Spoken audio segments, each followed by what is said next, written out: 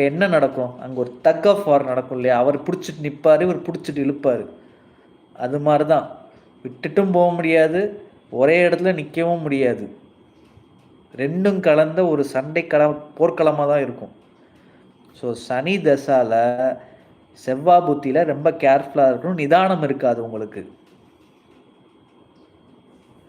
நிதானமும் இருக்காது. நிதானமாக இருந்தால் மட்டும்தான் சனி திசையில் சனி தசா செவ்வாய் புத்தியில் உங்களுக்கு வெற்றி கிடைக்கும். இதெல்லாம் புரிஞ்சுக்கணும். எப்போ பொறுமையாக இருக்கணுன்றது தெரியணும் இல்லையா?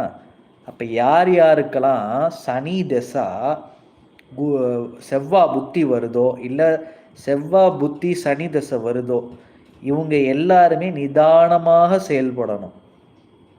அப்போ மட்டும்தான் உங்களுக்கு வெற்றி வரும். கோபம் நிறையா வரும்.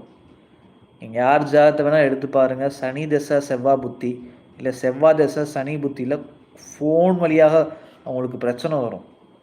ஃபோனை தூக்கி போட்டு உடைப்பாங்க. அந்த லெவலுக்கு கோபம் வரும். ஸோ கோபத்தை கண்ட்ரோல் பண்ணிட்டு நிதானமாக இருந்தீங்கன்னா உங்களுக்கு வெற்றி